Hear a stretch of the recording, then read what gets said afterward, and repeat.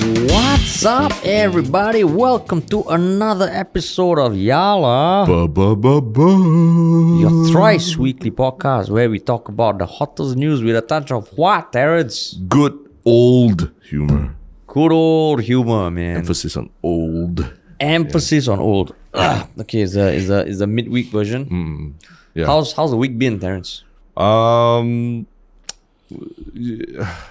the most encouraging. Why, for man? the creative soul, I would say. Why? There's just various conferences that we've set in and things. Discrepancies and things. Kerfuffles. Yeah, but generally, yeah. But so it's affecting your mood overall.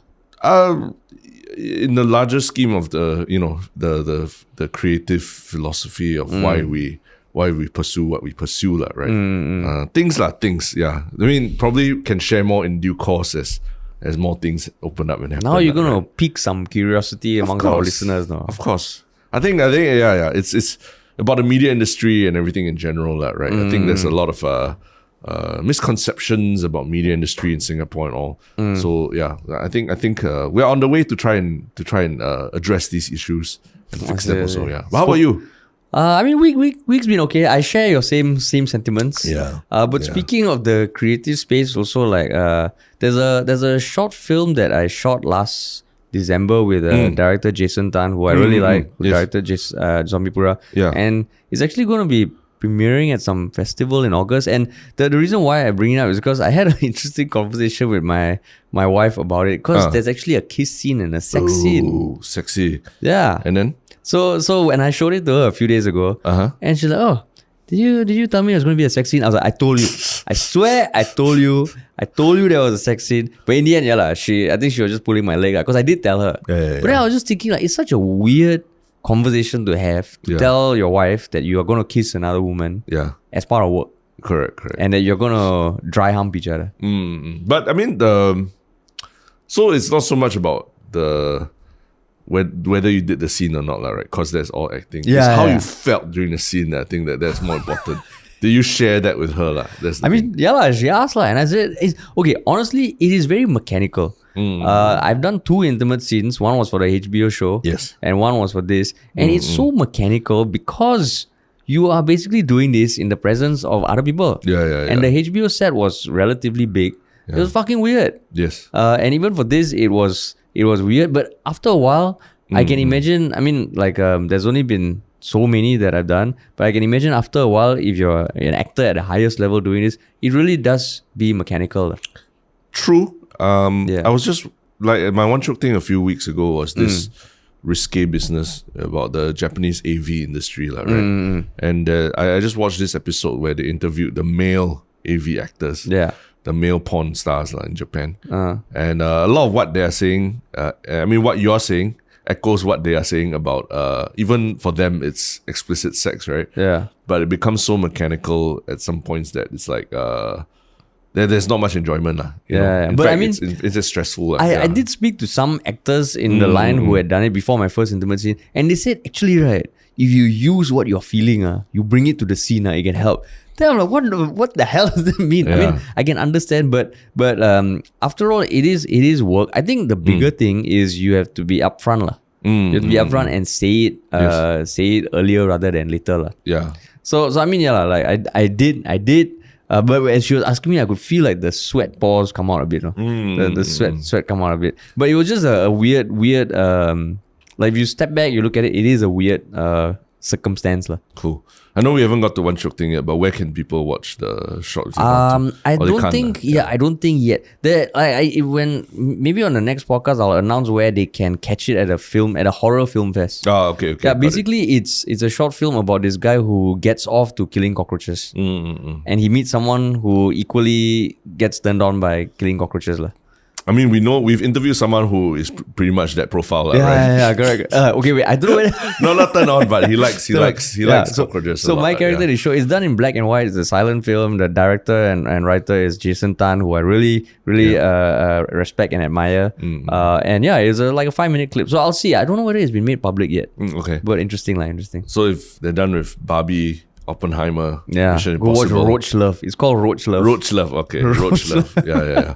So is that your one Shiok thing of the day? You preempting on Shiok That thing? was my past week in terms of like, since you talked about the creative space and all, I was like, oh, what happened to me in the creative space? Yeah, that came out. Oh, that's good. Yeah, so I'll give more details in due course. Okay. Yeah. But before we jump to things, what were we plugging? Our YouTube channel, which I mean, last week I think we had our second most watched YouTube video of our podcast so far. If you go on YouTube, just look for Yalabat, it will show up. It was 416 about the whole scandal.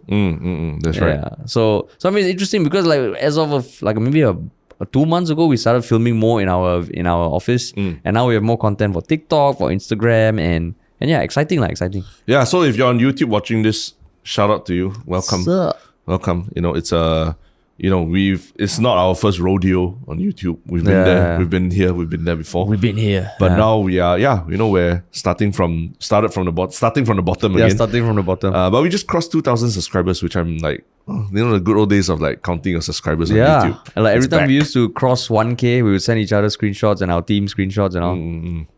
Good old times. Good old times. Yeah. But yes, talking about old again. Let's jump into the first thing we're talking about. Yes. And it is the third and most recent presidential candidate who has come forward. Not confirmed yet, who has come forward. Yeah. And more specifically, on 15 July, I mean, the gentleman is Ng Kok Song. And on 15 July, he announced that he was deliberating running for the 2023 election. Yeah. And on 19th July, he turned up at the offices of the elections department with his family and publicly announced his intention to run. Yeah. And why was it that there wasn't that much fanfare or hoo-ha about it compared to like when George Goh did it? Because of the scandal, man. Yeah. I don't know. It almost feels like it's an unfortunate circumstance again because these kind of things, you probably plan it in advance. Yeah. You do have to liaise with the press for the doorstop interview because there's all these mics there and all right. Correct. And just so happened within the span of 1 week, shit hit the fan. Yeah. So, I mean, I think, during that period when he was collecting his papers for the nomination as well, someone asked him about it, why the timing and all that. Yeah. And he said that, it's, he had planned this in advance, but also the fact that all these things have been happening in Singapore kind of propelled him further to want to run. Yeah. But overall, I thought it kind of took away from his event of collecting the papers. Because people were not focused on him collecting his papers at all. Yeah, I mean, the fact that we are doing this podcast on 26 July, literally a week after he declared the elections, when we covered George Goh pretty fast. Pretty fast, yeah. Right. So like even I saw on Reddit, poor guy, people are only going to know of his name in 1 week's time. Yeah, right. Correct. So I mean, it happened. Now I think people are more aware. Yeah. And it also helps that he has an interesting story. An interesting romantic relationship. Yeah. Which unjustifiably has been the talk of the town. Is it unjustified? But we'll get into that. Yeah, we'll get into that. We'll get into that. First and foremost, right, will he even qualify to run for president? That's the thing, because I had to refresh my memory on what the process for qualifying is. And there are basically 3 tracks. Yeah. Are you aware of the 3 tracks? Vaguely, but if you have it in front of you, please. Yeah. The first 2 are called the automatic track, and the third is the deliberative track. So the automatic track, the first one, if you are either a minister, chief justice, or if you have been minister, chief justice, speaker, attorney general, chairman of the Public Service Commission, auditor general, accountant general, or permanent secretary, you automatically qualify. Yeah. Then if you are the CEO of a stat board or government company, the CPF, Housing Development Board, the Jurong Town Corporation, MAS or GIC or Temasek Holdings, or in the... so that's for the public sector requirements. Sure. For the private sector, you need to be either the CEO of a company with an average of 500 million in shareholders' equity and must be profitable, amongst a bunch of other things. So basically, automatic track for public service is you have to hold some super high position in government. Private sector is you have to be CEO of a company that has more than $500 million in shareholder equity and profitable and a few other things. Yeah. So those two are automatic tracks. Sure. The deliberative track is where the person must have served in some sort of capacity that is similar to the automatic requirements for public or private. So Ng Kok Song, he was the CIO of GIC, which is the Chief Investment Officer. Yeah. Not the CEO. Yep. So he doesn't qualify automatically, and he never held one of those positions.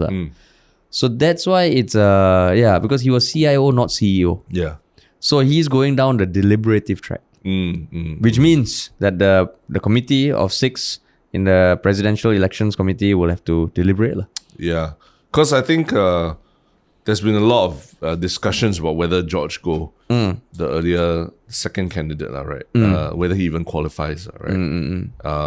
And according to him, he does, based on what he's discussed with his, the team that he's hired and everything. Yeah. But again, people are not very sure. And I think contrary to what he was saying about transparency or that, is not very transparent about why he insists that he qualifies. Yeah. I don't think the numbers or anything have been laid out very clearly. Everyone just, the first thing they associate with him is bringing Harvey Norman to Singapore, right? But other than that, like how does he qualify for the overall 500 million shareholder equity or what? Yeah. We're not sure, right? Yeah. So I think there's already a lot of chatter that, he might not even qualify. That's why my first question was this for Ng Kok Song. Yeah. Does he even, is it even worth the discussion of him like potentially, qualifying or not even qualifying and everything? Yeah. I mean, I think like hard for us to say because based on the requirements, right? Just a high level overview of his background if you don't already know. I mean, he got a scholarship when he was young. He took the PSC scholarship, studied physics at NUS. Then he joined Ministry of Finance. Then he went to MAS. Then he was a founding chairman of the Singapore International Monetary Exchange. In 1986, he joined GIC and was there for till 2013. And between 2007 and 2013, he was the chief investment officer. Yeah. And he got a bunch of awards. Then in 2015, he founded an investment management company with 2 former GIC colleagues. And right now, he's been running that. And I think they have 10 billion in assets. That they manage 10 billion in assets. So he spent a lot of time in the public service. Just not at the automatic positions. I see. Okay. Yeah.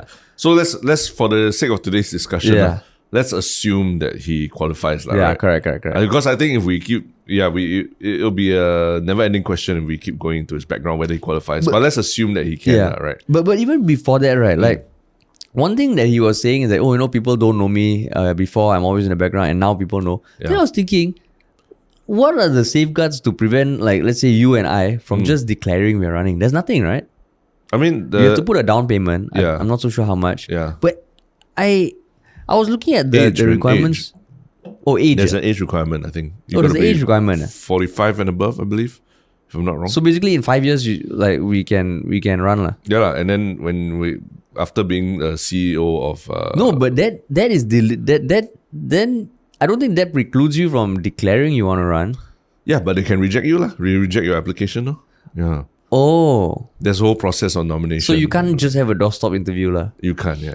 I mean, people will be curious. Maybe they might be curious of why you're picking out the papers, but some of it is it's a joke, some of these people. Yeah, but it's press, man. It's press, yeah. But depends on what you want to what do you want to use that press for, I still remember the guy Sherwin Wu. Yeah. I can't remember. Don't know how many years ago he declared that he's running for president, and he obviously didn't qualify. Yeah. But you remember the name, man. You remember, yeah. You remember the name. That's right, yeah.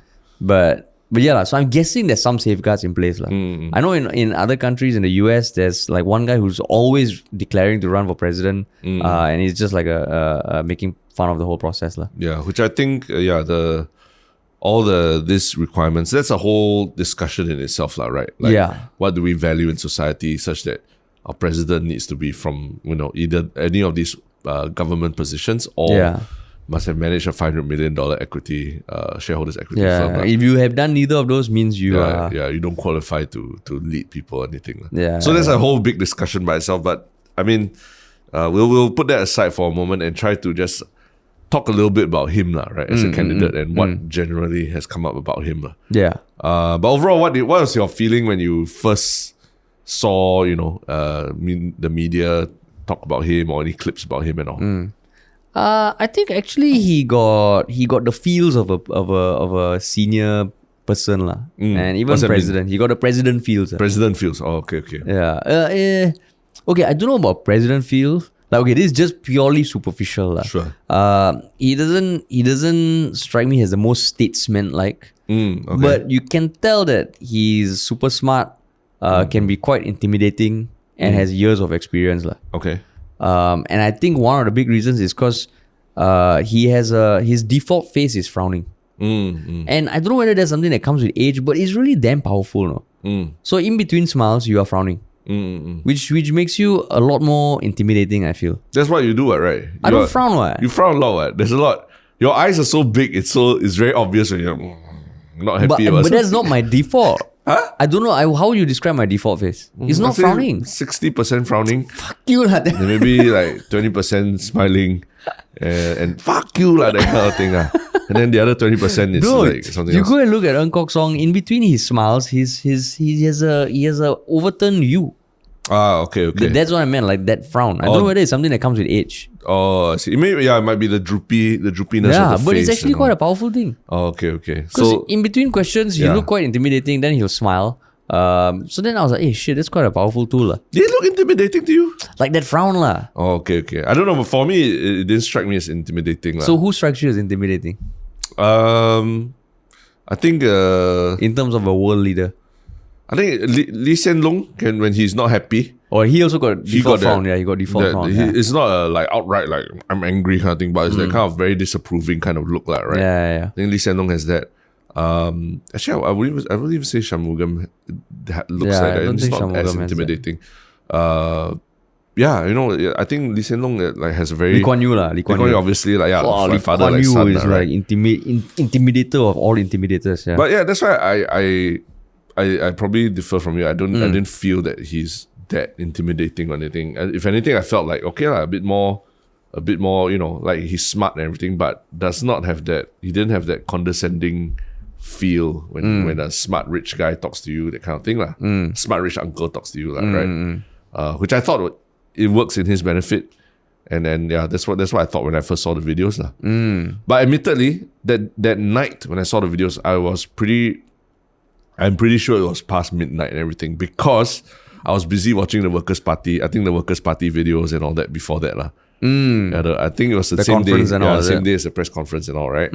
So I was busy watching the Workers' Party videos until late. And his video only after everything else was done, then I watched. And so maybe my assessment was a bit clouded by then already lah. I was looking for some positivity or something. Maybe. Yeah. I only watched it a few days ago. Oh, you didn't watch it? Yeah, because there was a whole barrage last week, and I was like, okay. Then I fell into the zone. I was like, okay, I want to read out about this guy, but I'll do it all together. Then things start piling up. And what we're talking about is the doorstop interview. Yeah, he gave with his family and his wife. Yeah. After collecting the papers, there's like a 20-minute video where he fielded some questions also. Yeah. So yeah, I mean, I didn't feel that he was intimidating. But what else about that doorstop interview that you left an impression on you? I mean, his answers all like eloquent. He speaks well. Yeah. I don't know, like the whole bring your family along with you. I didn't know that's like a common thing. Yeah. And you know what's the funny thing? Like because the family was standing behind him, right, as he was announcing his candidacy and everything. They looked really sad. They looked like they were at a funeral, like them jialat already. All of them were like head down and like don't want to look at the reporters. Like they're so serious and so like wow. Already, we're in the media. Or maybe they don't know how to react. Yeah. So that's why I was like, wow, they look almost like defeated, like they're being dragged to be in front of media because their father wants to do this, Because it was like, I was like really like, wow, I can't imagine if I was his son or whatever, and just I'm dragged here to like stand in front of the reporters and I have to just like not say anything controversial or what. Yeah, exactly. I was thinking that also. What must it feel like to have your like parent want to come out and run for public office? Yeah, and every one of you as the offspring or what, they're going to be scrutinized, right? Yeah. Your job, your looks, your kids, all that also out there in the open. Yeah. So exactly. in some ways, maybe they were sad They were like, this is it already This is it Maybe for me. that's how like parents feel when as a child you tell them, I want to go study like filmmaking. I'll do YouTuber. And they're like, YouTube. dude, why the fuck? This is the parent equivalent. Like you sit down with your kids, you're like, guys, I want to be president. They're like, dude, why? Why? But you see, but the difference is that you won't drag your mother out, to be behind you making an announcement. I'm going to be a YouTuber or what. If anything, you keep them in the background. No, but literally, my mom has been in some of our videos. Yeah, that has happened. So I go back and look at her face in the video. I'm like, oh shit. Okay, so that one, I think there's a function to her appearing in the video. Yeah, correct. But this one, running for president, is like, you are basically telling your family, and you're going to be open to being scrutinized and everything for the foreseeable future, the next few months when I run. And if I win and become president, it's going to be worse, more. So that's the change in lifestyle that is demanded of all of them. Did George go to do that? No, right? His kids have all come out, and I think he introduced them as well to the media. But they looked. If I remember correctly, they generally looked happier, Like they look like, okay, this is an opportunity to, I'm happy to be here with my dad and everything. And they're younger also, I think, his kids. Whereas Ng Kok Song's kids, some of them are 40s, 50s, they're right? older than his fiancée, I wasn't intending to go there, but there's we will. Yeah, I think there's this general. It just looked quite sad, the family's face and everything. I felt quite bad for them. The way is they it? looked. Yeah.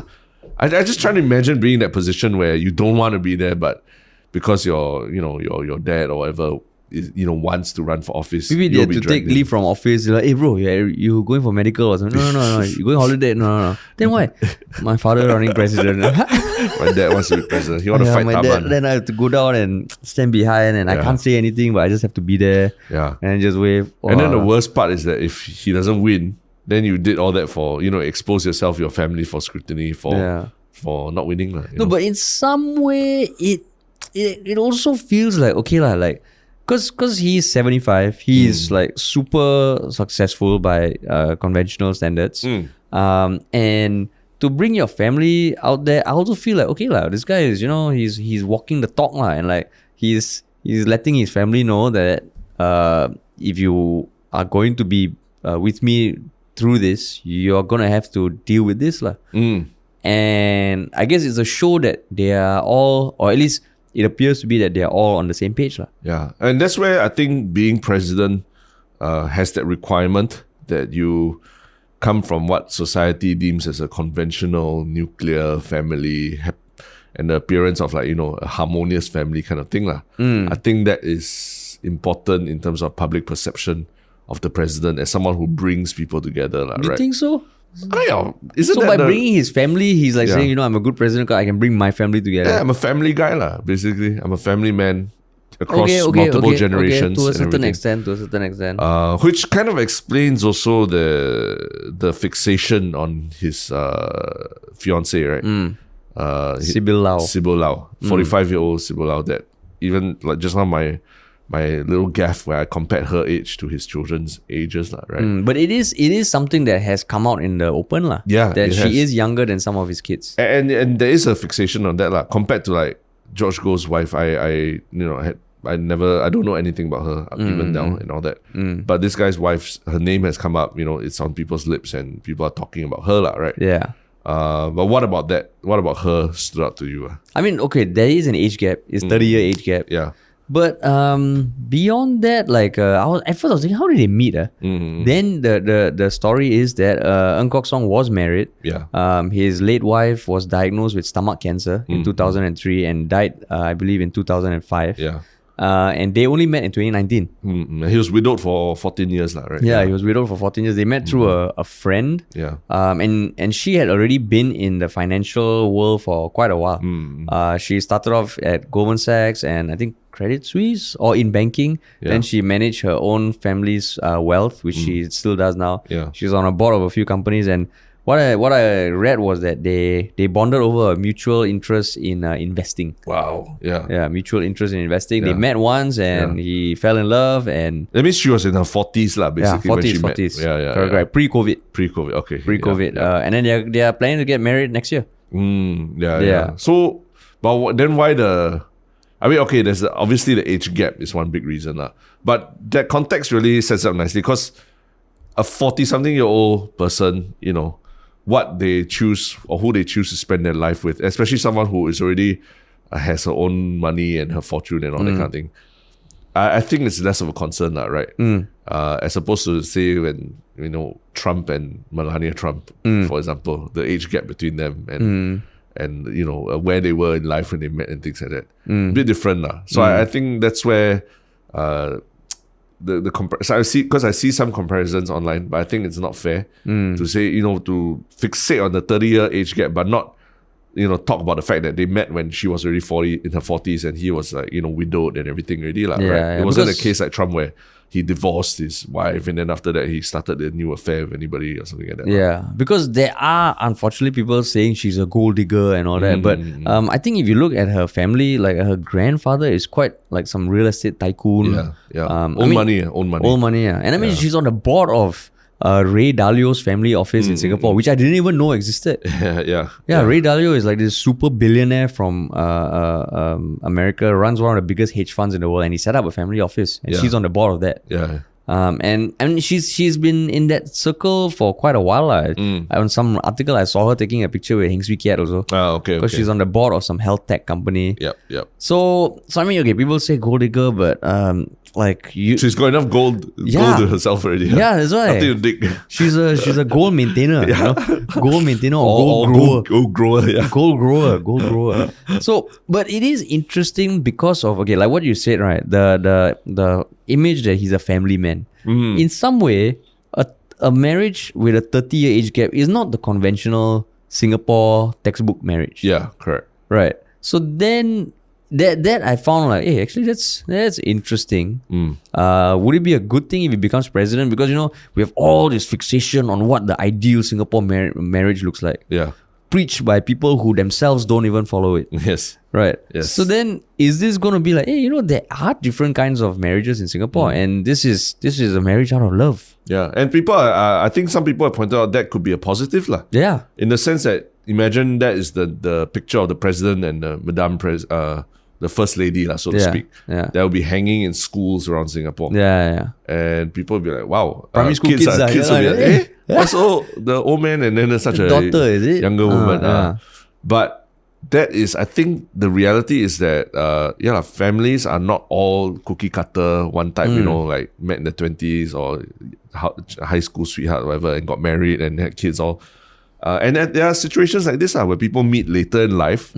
There are big age gaps between them, but they also find common grounds to really connect together. And we should not begrudge people those opportunities to find love, right? And if this kind of relationship normalizes that the understanding that love can take place between different ages, different races, if anything. Also, I think that's actually a good thing, right? Yeah. But of course, it would be different if she was like early 20s and he was like in an his influencer. 50s. If she's an influencer in her early 20s. So okay, yeah, Man, actually, you would look at it. If she was early 20s, but she she still has family money or whatever. Wealth, But she was early 20s and he was like 50, late 50s or what. Would that feel different? Then I feel like I'm watching Game of Thrones. Where it's a marriage to foster the power, centralize the power to rule the kingdoms of Singapore. Yeah. But I mean, okay, even then, you can't rule out true love. Correct, yeah. Now, what does true love mean, Terence? In the past week, we have gotten our eyes open to the power of true love and the things it will make you do. Yeah. But I won't deny that I will also feel like, how did this happen? Yeah. What's going on here? Yeah. I think maybe because the perception is that people in their 20s, they're still young adults, right? Essentially, still trying to find themselves. But when you hit 40, it's kind of like, okay, I think you should know what you want in life and things like that already, lah. Not say that you have everything set up for you. A bit more idea. Yeah. If you know that you're going to be dating a much older guy, also means that as he ages and goes towards his octogenarian phase and everything. There's other considerations of having to take care of him and all that, right? So I believe that because they met later in life, actually it's a much more it doesn't sound as scandalous or anything like that, lah. Hopefully. Hopefully. I mean, I think it'll be an interesting TV show. Like you think about it, he has what, 4 kids? I'm not 100% sure. 3 kids, I think, and quite a few of them, if not all of them, have spouses. Yeah. So like that dynamic, right? And like he's probably super loaded. She comes from a loaded family. It's that strata of society, lah. Yeah. Which feels very interesting, lah. But going back to his credentials, right? Yeah. When you hear that he was, part of GIC for damn long, he was a CIO, and we have heard that as a president, one of your roles is to guard the treasury, the reserves, the reserves, lah. And a big financial component to it, lah. Yeah. Does it? Do you like your first thought? Is it okay, that makes sense. He has that sort of financial background. Of course, it makes sense. I think that makes sense. And you can even find a lot of photos of him with Taman himself, because he worked at GIC at a very high level and all, right? And all the finance ministers all probably have pictures of him and all. But the idea of safeguarding the reserves, I think the biggest challenge I see for him is how to convince people that he's not just establishment candidate brought in to help just give the semblance of some competition, right? Because I think Taman we've talked about this before, is a excellent candidate for president, and a lot of people are like, okay, win already, right? So, but then again, we talked about this where they kind of need to legitimize the presidential race, right? So there's a lot of rumblings that he's just establishment candidate who's convinced to put his name out there to just give the appearance of a competition, and also even to take that further, to split the vote, right? If there's another party like George Goh, assuming George Goh, right? Yeah. So I mean, the establishment thing, because he was questioned about that during his doorstop interview, and he said, like what you said, like once you work at a very high level of any company in Singapore, you will interact with ministers, you will interact with policymakers. He did very explicitly say he has never been affiliated to any party, and he believes that is one of his strengths, that he hasn't been affiliated, and he didn't so much say that his experience in finance would help in the role. I think he rightly didn't want to focus on that also. But he's going down the path of, I am not affiliated to anyone. Yeah, but he did say that one of his goals is to educate Singaporeans about the reserves, and the importance of safeguarding the reserves that we have. Which is true. That's a very big part of what the president needs to do, right? Yeah. I mean,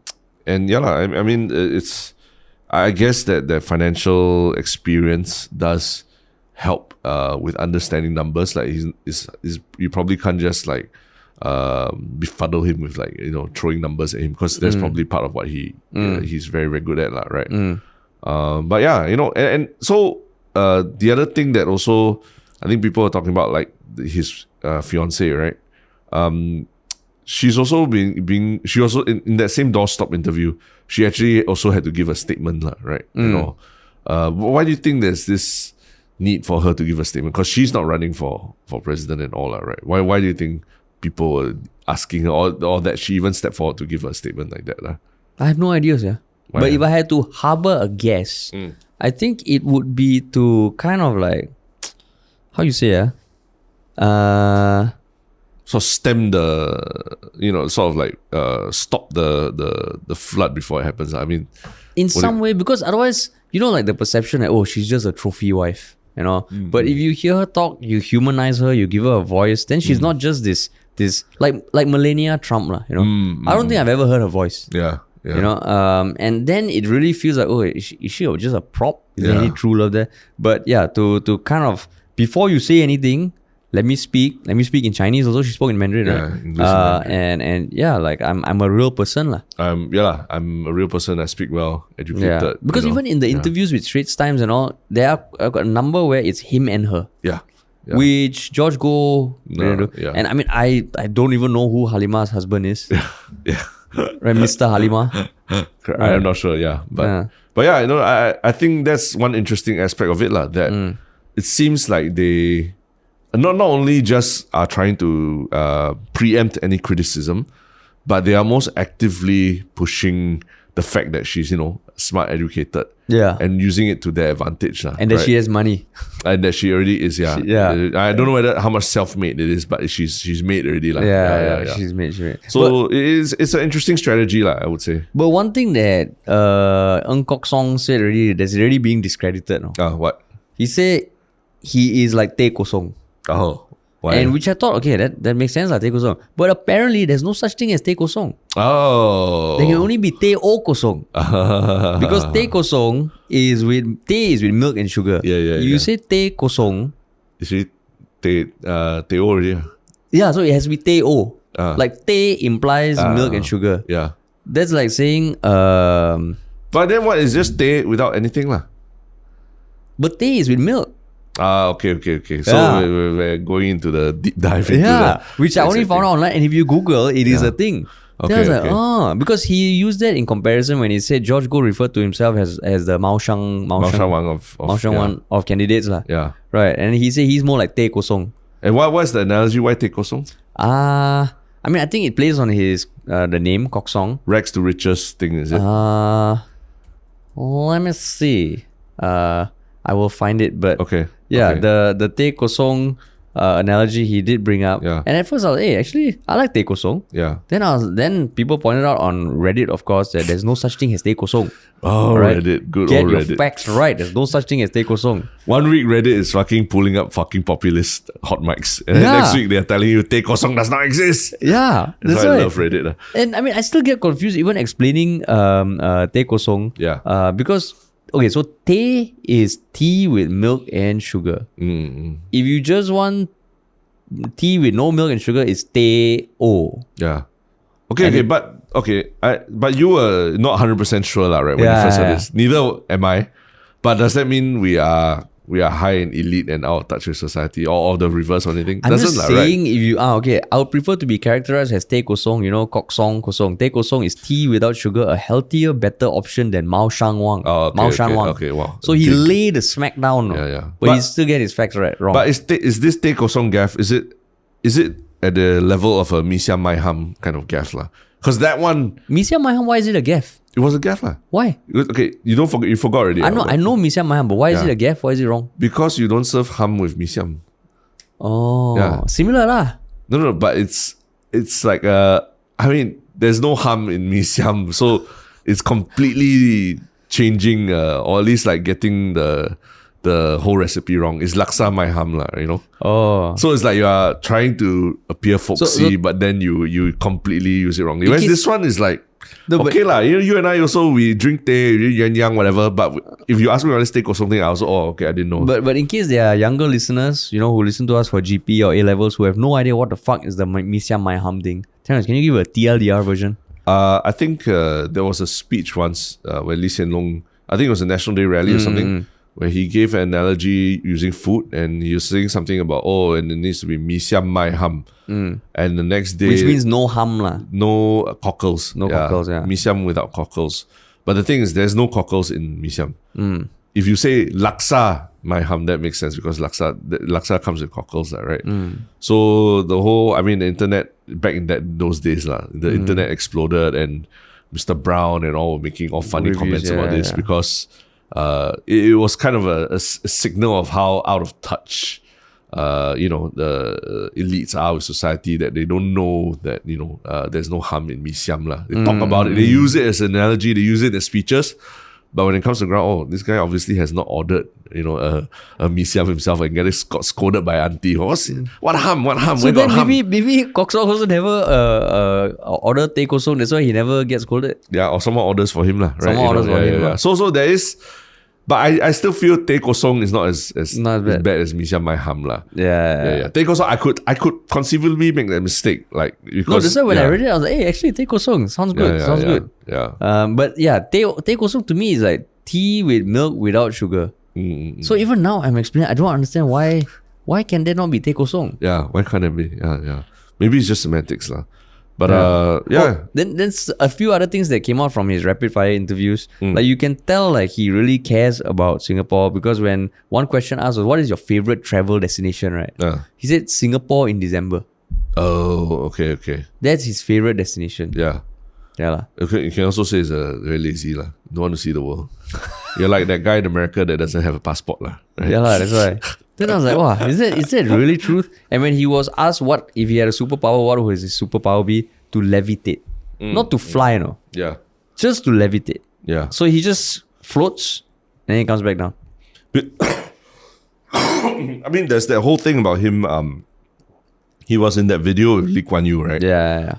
Talking about meditation and how good it was for them. Yeah. I mean, that was unknowingly, that was how my first encounter, like watching this Kok song in the video or what lah. So he's definitely a very like spiritually in touch with himself and all that. He even recommended it for schools, for students. Like saying meditation should be encouraged. So, I mean, at the end of it, I really do hope that he passes the criteria. I think most people are hoping. Yeah. Same with George Goh. Partially also because they want public holiday. Yeah, they want public holiday for polling day. But also because I'm not even sure like what the process will be like. There's not going to be like the debates you see in the US elections, right? Where they stand on like podiums and then they answer questions. I mean, the last time when it was Tony Tan, there was a televised Tony debate. Tan, there was. There was, yes. That would be great, man. Yeah. There were televised debates. Yeah, hopefully it happens, because having more candidates is great. When I was reading this, I forgot that Tharman is running also. So it does feel like okay, I hope even more candidates come up. I don't know when the deadline is for people to step forward. Yeah. But interesting. Yeah, I mean, I am hoping that there is a legitimate race lah. In the sense that even if whatever candidates are put forward lah, right? Yeah. That there is a chance for everybody to really understand who these people are. Yeah. And to make some, make some kind of decision. Like even if you feel that it's not a very consequential decision, at least you can make a decision and at say least something. Exactly. Yeah. Because right now everything that we are seeing, it is very, how you say, PR-ish lah. No, and off the back of everything that's been going on in Parliament, all that, where people feel like, what the hell is going on in the upper echelons of government and everything, and what is going on behind the scenes and all, and you feel so helpless. You're just like watching a TV show unfolding in front of you, right?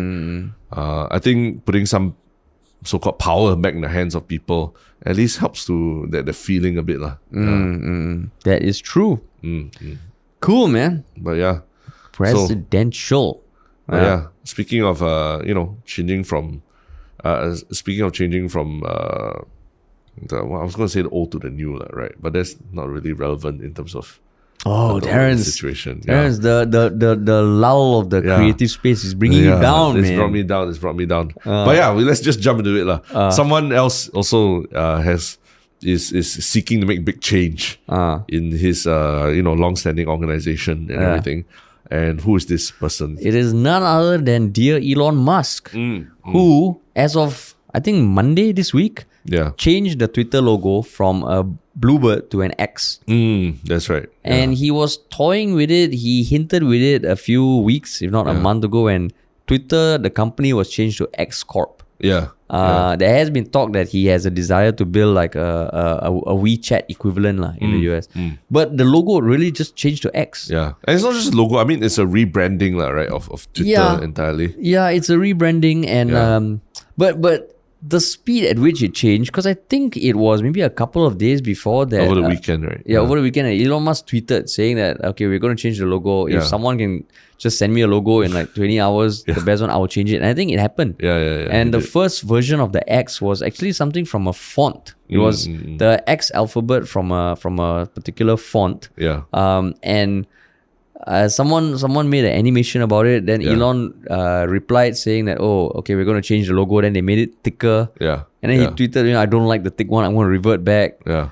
Then you just feel like, what the fuck is going on? Yeah. It's like a built in public thing that he's doing now. Huh? Yeah, in very public thing. Yeah. A built in public thing, for those who don't know, is like when I think software developers or what, they journal and they document the journey of building software or building a company. Yeah. And they do it on a regular basis, like where they're giving very honest assessments of where they are in their journey and asking for feedback if anybody has about a logo or anything. I mean, like that. technically, we are doing it with Folklory. Yes, we are, and that's you can check out the Folklore newsletter, which is where we are building Folklory in public, lah. Yeah, and we just launched our latest issue, where we're talking about the companies we're working with. Yes, we try to share where we're at, which is building in public. Correct. But so that's what it seems like Elon is taking that to the next level. But I think the one thing people also you got to keep in mind is that Elon, he has this he has a very strong affinity for X, SpaceX, Tesla Model X, And I think apparently PayPal at one point in its early days, X.com. Yeah, it was meant to be X.com, right? Yeah. Oh yeah, and his kid is X something, Epsilon. Right? Yeah. So X marks the spot for him, lah. It's all about the X. So if anything, this brings it closer to Elon's personal goal and vision of what Twitter should be, lah. Right. In fact, X.com defaults to Twitter. Yeah.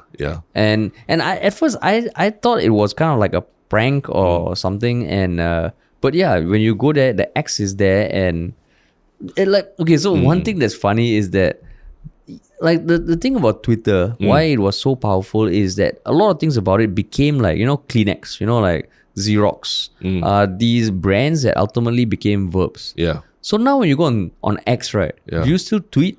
Yeah. That's the thing I don't know. Do you tweet? What's the verb you use to say what you're doing? Do I X?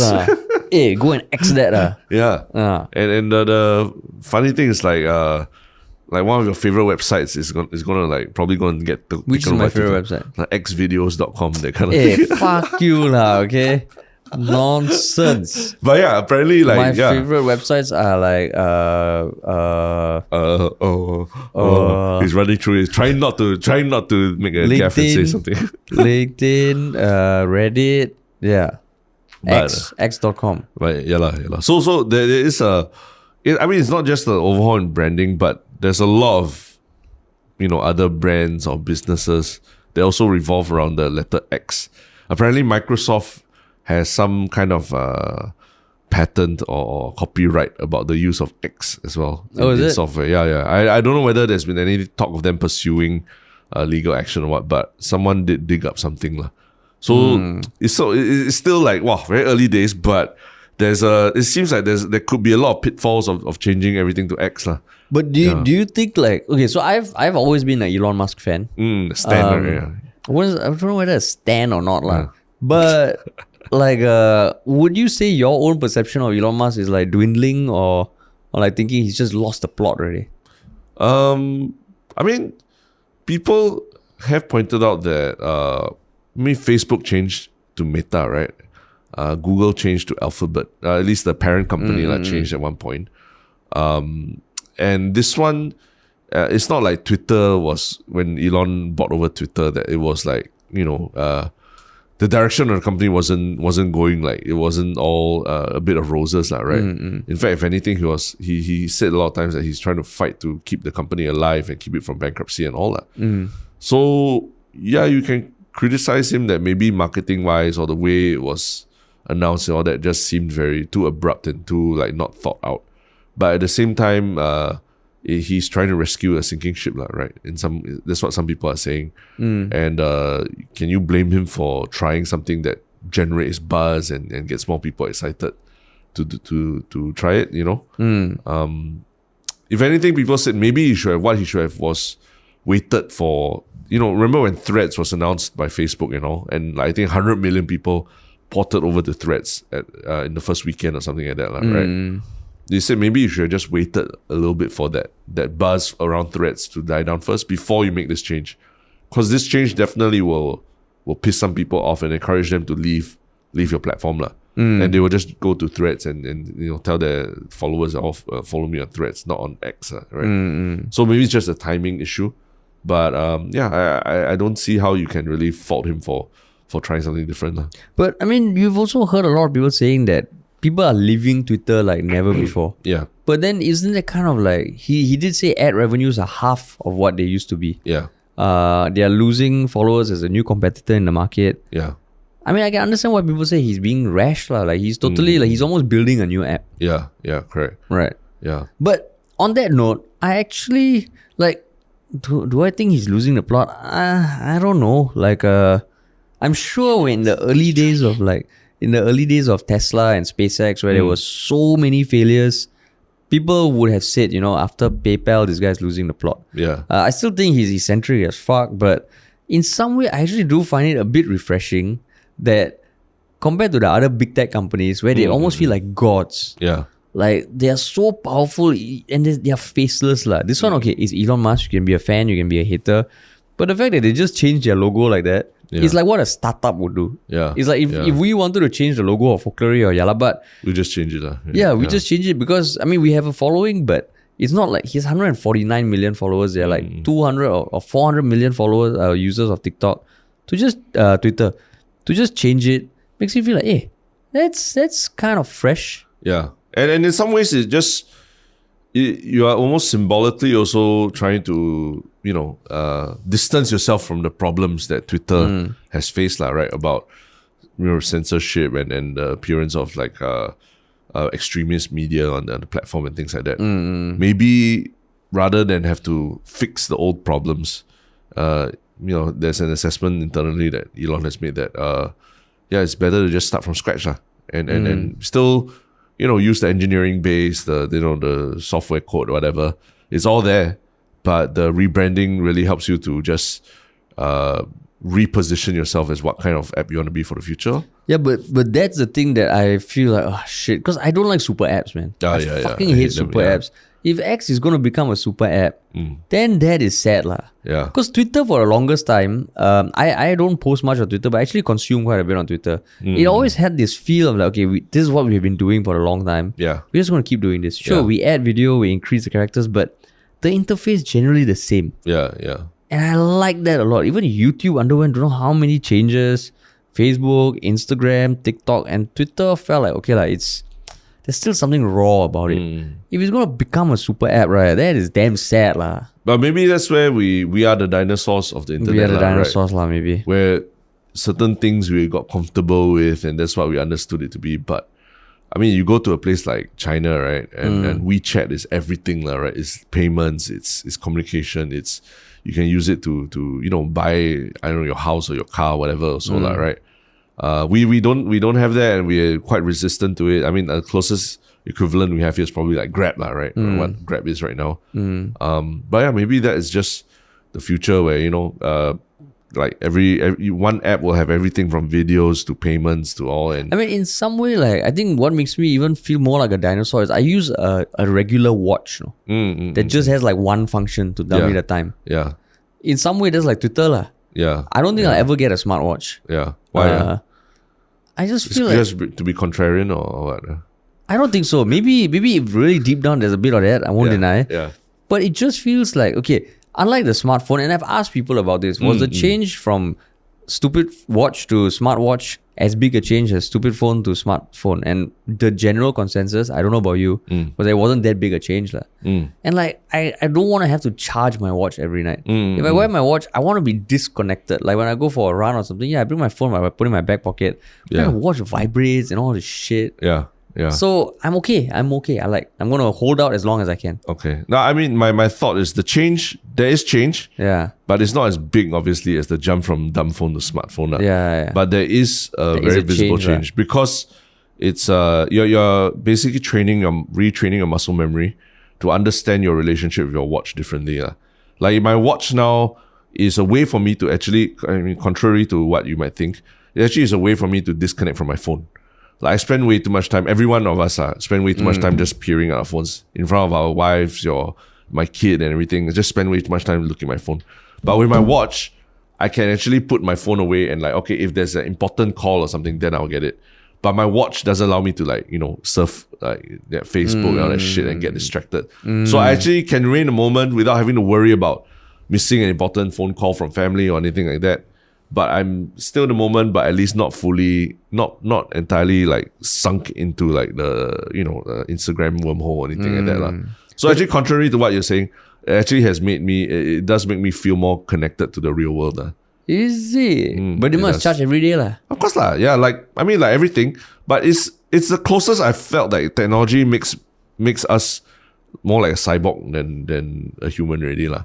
Where through vibrations and everything, I'm communicating with a device, and it allows me to very 1 or 2 taps just quickly do basic things. I say send an OK to somebody or just send a voice message or something.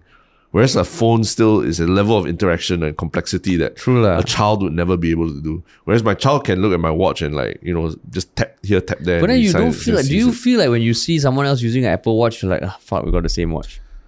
Of course, there's that lah. That you want to feel special. So I know of people who like, they are absolutely not mountaineers. They're not divers. They're not extreme athletes. They got the hardcore the Apple Watch Ultra. The straight away they went to buy it. And then when you ask them why they buy it, they say, because it's nice lah. And they don't use any of those like advanced functions that is touted on the watch. Is probably telling like your carbon dioxide by like 5 decimal points. Your blood carbon dioxide. They're like, I don't give a shit. It's a fucking dive computer. It will tell you literally your depth and how much time you should spend in the water, how the buildup of nitrogen in your blood, everything. So it's that powerful. But people are just buying it to flex and everything. Yeah. Of course, So there is the element of everyone has a watch, but if it's because it's really that fucking good, then everyone has an iPhone, but you still use iPhone lah, right? Yeah lah, correct lah. Yeah. So then you customize the case and all lah. You have a watch. I don't know. It'll still be a while lah. I know you take very long to adjust to some Mister, things. I take 2 years to try any new app, even though it is verified good. Must write white paper to get you to try any new app also. Hey, as you say that, you are literally bitching about the one piece of technology that's already on Series 7 or 8. And already a lot of people are saying that it's much better. I will say, I think I was quite late amongst my friend group to move from no pager to pager. And then from pager to phone. And then from dumb phone to smartphone. Correct, yeah.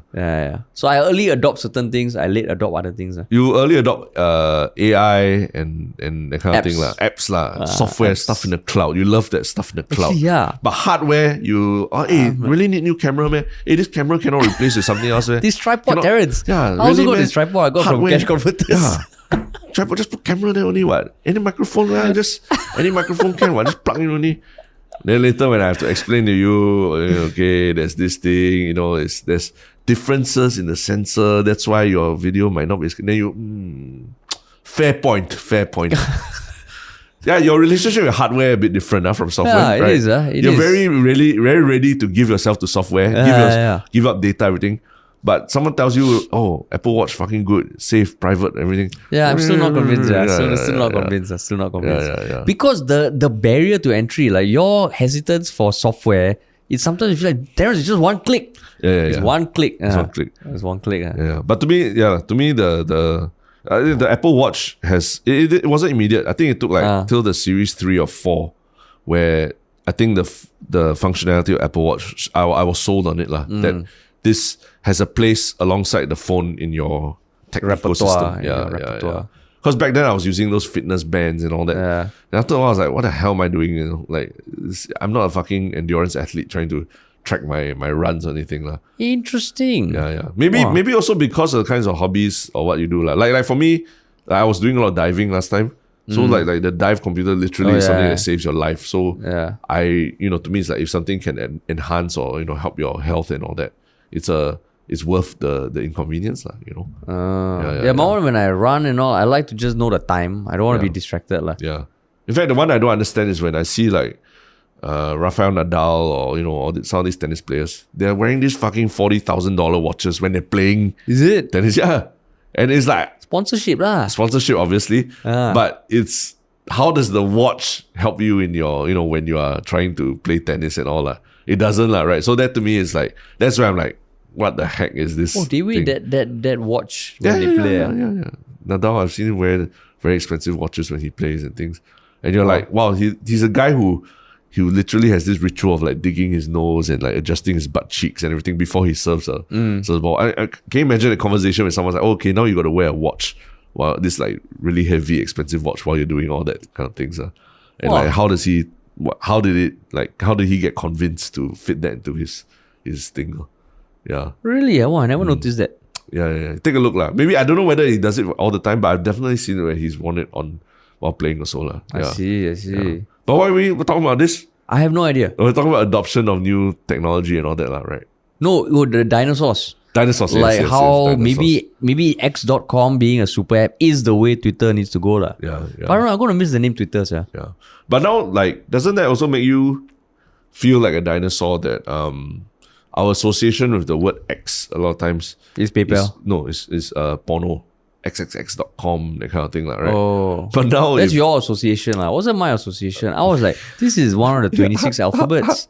It's the third last alphabet from the end of the alphabet. And later we go to your Chrome browser, I type in X and then see what pops up. Okay, you try. Let me try now. It's okay. Yeah, what comes up? Yeah. Ex-Captain comedy TV series. Some Google Sheets. Okay. Agency X. Yeah, I can't see.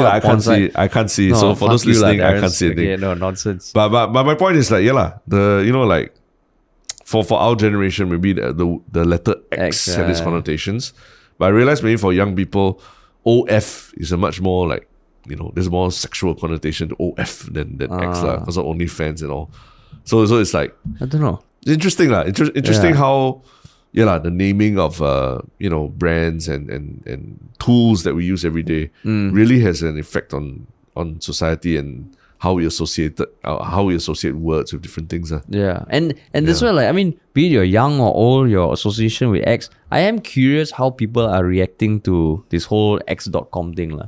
Because so far, I mean, it's new. Feels like now this past few weeks the news is over flooding with things. But yeah, if you guys have thoughts about X.com, the rebranding, just let us know, man. Yeah, that's right. Yeah. But on to happier things now. Also. Yes. What is your one Shiok comment? My one Shiok thing was, let's see. Okay. So actually, there was a one Shiok comment on Reddit on our Yalabat 417, which was our most recent episode. Yeah. By Fly Like a Wind. And basically they put, I'm curious why you guys didn't talk about the WP press conference on the Leon Nicole saga. Yeah. Like what we said on this podcast, there are two sides of the story. I thought it's weird. How come you guys didn't cover the WP side of the story, which didn't come out in time for your previous podcast? P.S. I'm not angry. I just want to hear what you guys thought about the WP conference and who handled it better. The reality is, last week, we didn't get a chance to record a third episode. But yeah, we definitely had thoughts about the WP press conference. Yeah. I mean, like how to summarize? I mean, I think it's same thing. Like, I was left with a feeling of like, really, like it felt like there were still unanswered questions. Their approach was interesting in the sense of like the certain remarks that Pritam made, I'll leave you to think about the coincidence and all. It wasn't a perfect press conference. But yeah, the reason why we didn't cover it was because just we didn't record. Yeah, and I think we were also working off the assumption that probably both of them would be stepping down, right? Yeah. And that they wouldn't be at the press conference. And I guess the thing we learned was that the Workers' Party leadership was saying that they were alerted to potentially there would be an affair, but there was no corroborating evidence to say that it was really true lah. And there might have been a employer-employee dispute between Leon Pereira and his driver that caused this lah. Yeah. So I think that kind of like it's the reason that they give, and without going to conspiracy theories and all that, it's okay. I that's something that we just assume that okay, what he says is true, and then we move on from there lah. But I will say that also doesn't sound like a strong argument lah. It's not lah. It's similar to when the Committee of Privileges was grilling him about Raisa Khan. Yeah. And there was this thing like, she told me I trusted her and this happened. Yeah. Which just feels like it wasn't convincing lah. So if you were there at the Workers' Party press conference, would you give Pritam Singh a fair point or no fair point? No fair point. No fair point. No fair Or point. you'll ask more questions. Yeah. We'll ask for credit. It feels like, there's no evidence to correct, but it's such a monumental risk. And you don't want to just like curb it, nip it in the bud. Yeah. It just felt weird. Like, it felt weird. And I think the other thing that was interesting about their press conference is the presence of all the alternative media. Wake Up Singapore, Rice. Yeah, when he called on the reporter for Wake Up Singapore, I was like, hey, they go for these kind of those top interviews. And I know because they didn't give a timing for when the interview will be, which was why we also like, okay, we're not sure when it's going to be, so let's just record a podcast. But yeah, they said they only be open to invited media. And I was like, oh, okay, it's going to be mainstream media on it. But no, it was like all the alternative media and the mainstream media all being represented. I think the most interesting question was asked by Rice Media, right? About the coincidence of the timing of the leak of that video with the announcement of Tan Chuan Jin and Cheng Li Hui and all. Yeah. So those were things that really stood out to me. And funny to talk about it because it happened the same day as George Goh. Ng Kok Song announcing his candidacy and all that, right? Yeah. But thanks for the comment and just wanting to understand why we didn't cover it to that extent. Yeah. Cool, man. All right, what about you? My one shoot comment is on our last podcast by Rai Kota talking about the 1975 getting cancelled during the Good Vibes Festival in Malaysia, right? So Rai Kota actually wrote a very long not explanation, but Rai Kota was actually at the 1975 concert in Singapore. And he or she is pointing out that, actually the singer Matt Healy was already in a sort of mood, like tired and probably after touring in different time zones. And even while the crowd was singing loudly along to their songs, apparently Matt Healy allegedly has said something like, you guys should take lessons from the Filipinos as they can sing way better. So this is from someone who was at the concert. Rai Kota chalked it up with some kind of sarcasm, humor, but he trailed off without completing a lot of this kind of statements he was making about Asian people and all that, right? Yeah. So I think it's quite clear that he was in a mood, right? And maybe in some sense, I think some people are like, okay, so Rai Kota said she was there with her husband. Okay, I guess it's a she, right? She was there with her husband, and what's up with all that? Because we paid good money to see you, but you seem so grumpy and very heck care, you know? Wow, so rare we already get to go out because of kids, and this one rare time we go out, it looks like we kena someone who looks like he prefers to be somewhere else. I thought that was hilarious also, that the performer, it kind of can ruin a night for someone who doesn't go out that much, right? And she said that on day 2 in Singapore, she actually saw videos of the guy Googling lyrics on stage. TikTok videos. What the fuck, sir? So Rai Kota ends out again, not excusing him but dude really needs to take time off to rest and shut up. Shut up. So shout out to Rai Kota for sharing that personal experience of the 1975 in Singapore. Yeah. Cool. And then what about your one Shiok thing, man? My one Shiok thing is actually there was recently a reveal of the toy company, or at least the robotics company RoboSen. Their latest tie-in with Transformers. Previously, they had a self-transforming Optimus Prime, but now they've built a self-transforming Grimlock. Remember Grimlock, No. the dinosaur transformer? Oh, the T-Rex, the T-Rex one. Yeah. So this is a self-transforming and walking and moving transformer toy that is pretty freaking awesome. Like it literally will stand there and transform from dinosaur to robot. And in both iterations, it can walk and balance itself, and it's servo motors, everything, shit. AI and shit, like balancing and keeping its balance. And it's pretty crazy and it's like it's 1,700 USD, so most people will never buy it, but just seeing it in real life, seeing videos of it is just pretty insane But you say it's how much? 1,070. 1,700 USD. Oh, I thought it'd be more expensive than that. It's a toy. It's not really, doesn't really do much else other than be a toy, but it can self-transform, it can walk, you can interact with it, catch phrases, you can play AR games with it on your phone and things. Wow, really? Yeah. So and Grimlock was one of the most beloved Transformers creatures, right? Because it's a dinosaur. It's a bit like a dumb pet kind of like character. But how big is the toy? From what I can tell, it's about like this tall or something. Oh, like a computer lah. Like a MacBook like a Mac, like an iMac lah, like an iMac. I mean, you talk about the height, yeah. Because at first I thought it was like, okay, how small is it? I thought like super small, palm size. No, it's big. It's like it's like a dog lah, basically a small little toy dog or something. I see. Yeah. So it's pretty awesome. Oh, But, cool. Okay. But cannot, Harish cannot. Hardware cannot. Yeah. This one can use AR. This one can just virtual. No, and funny enough, my one Shiok thing is. Yes. No, I do like tangible stuff, but maybe not just okay. I'll get into that some other time. But my one Shiok thing is, like Barbie. There's been a ton of marketing that's been done. Yeah. One stunt that I saw online, which I still don't know how they did it. It's a 3D Barbie in front of the Burj Khalifa in Dubai, and there are videos of it, and it just looks so like basically there's this huge Barbie toy box in front of the Burj Khalifa, and it looks damn big lah. I think it's a LED screen or something like that. Okay. It looks like a huge ass building, and the toy walks out of it. If you see the video, it's weird. Like it seems too real, and I don't understand how it works.